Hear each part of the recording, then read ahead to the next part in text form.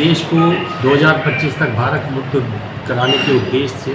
स्वास्थ्य विभाग द्वारा विशेष रूप से एक्टिव केस फाइंडिंग के लिए एक अभियान 9 सितंबर से चलाया जा रहा है, जिसमें घर घर जाकर हमारी टीमें जो रोगी हैं, संभावित रोगी हैं, उनकी पहचान करना, उनकी जांच कराना तथा उनको चिकित्सा उपचार दिलाना के लिए हम लोग घर घर में जाएंगे और विशेष रूप से जिनके कोई लक्षण हो, खासतौर से 2 सप्ताह से अधिक खांसी आना या 2 सप्ताह से अधिक बुखार का रहना, भूख का कम होना, रात में पसीना आना, वजन का गिरना, शरीर में गले में विशेष तौर से गांठ का होना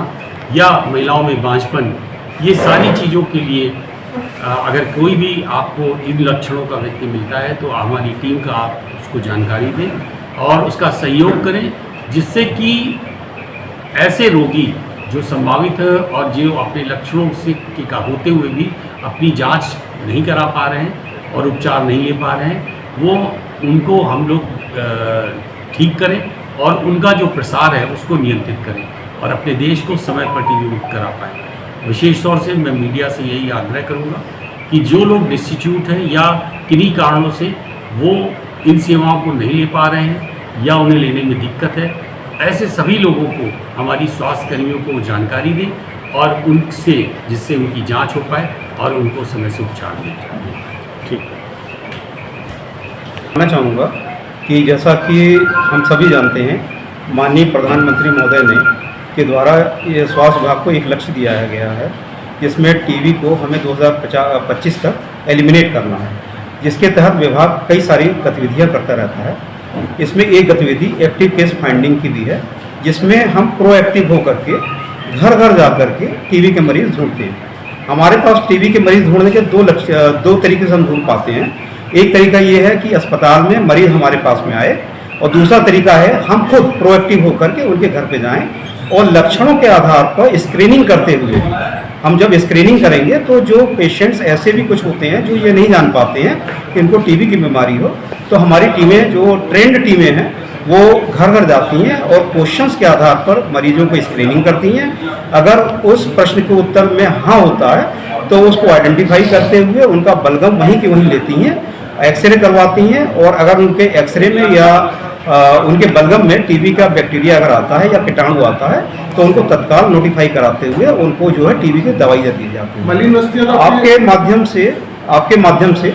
मैं जो इसके स्क्रीनिंग का तरीका है, जिसमें हमारी टीमें लक्षण पूछती हैं, वो बहुत सिंपल से लक्षण होते हैं जिसमें कि सभी व्यक्ति जान सकते हैं। उसमें एक लक्षण है 2 हफ्ते से ज़्यादा अगर किसी को खांसी आ रही है, 2 हफ्ते से ज़्यादा किसी को बुखार आ रहा है, अगर उसके बलगम में खून आता है या चेस्ट में उसके अगर दर्द होता है, बिना किसी कारण से अगर उसका वेट लॉस हो रहा है, 10 kg से अगर ज़्यादा हो जाता है, उसको भूख नहीं लगती है, या जैसा कि हम सभी जानते हैं कि छोटे बच्चे होते हैं, उनकी मदर उनको नहलाती हैं, तो अगर गर्दन में और आर्म पिट पर अगर कोई गांठ होती है वो, और कंसीव एज में अगर महिला गर्भवती नहीं होती है तो उसका ज़्यादातर कारण टीबी होती है। अगर ये अगर कोई किसी व्यक्ति में ये सब लक्षण हैं तो स्वतः ही खुद भी जा करके किसी भी सरकारी अस्पताल में जा करके टीबी की जांच करा सकते हैं। ये जांचें निःशुल्क होती हैं,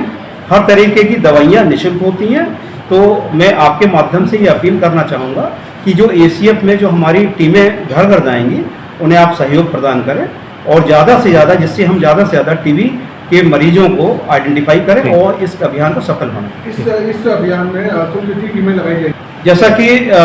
इसमें मैं बताना चाहूँगा कि जैसा कि निर्देश प्राप्त हुआ था, हमें आबादी का 20% की हमें स्क्रीनिंग करनी थी। उसमें लगभग 11,50,000 के आसपास की आबादी को हम इन 9 सितंबर से 20 सितंबर के बीच में 10 एक्टिव कार्य दिवसों में हम करेंगे और लगभग जो है 11,50,000 की आबादी को हम इसमें कवर करेंगे। कितनी टीमें लगेंगी? इसमें टीमों की संख्या 408 है, जिसमें जिनको ये 408 टीमें हमारी हैं, जिसमें 3 मेंबर्स होते हैं। इसमें एक महिला सदस्य जरूर रखी गई है, जिससे कि महिलाओं को झिझक ना हो अपने सिम्टम्स बताने में या कोई परेशानी बताने में। इसमें एक चीज़ और कहना चाहूँगा, इनके ऊपर 81 के आसपास सुपरवाइज़र हैं और इसके ऊपर जोनल 6 जो हमारे हेड क्वार्टर में जो सुपरवाइजर्स होते हैं, जोनल सुपरवाइजर्स हैं, बाकी डिप्टी सीएमओज जो हैं, एरिया डिप्टी सीएमओज हैं, उन्होंने भी इन्हें तैनात किया गया है। वो अपने फील्ड में जाकर सर्वे विजिट करेंगे और शाम को MOIC के साथ मीटिंग लेंगे। फैक्ट्री और कारखानों को लेकर बात करें तो आपका प्रश्न बहुत अच्छा है, क्योंकि ये देखा गया है कि जो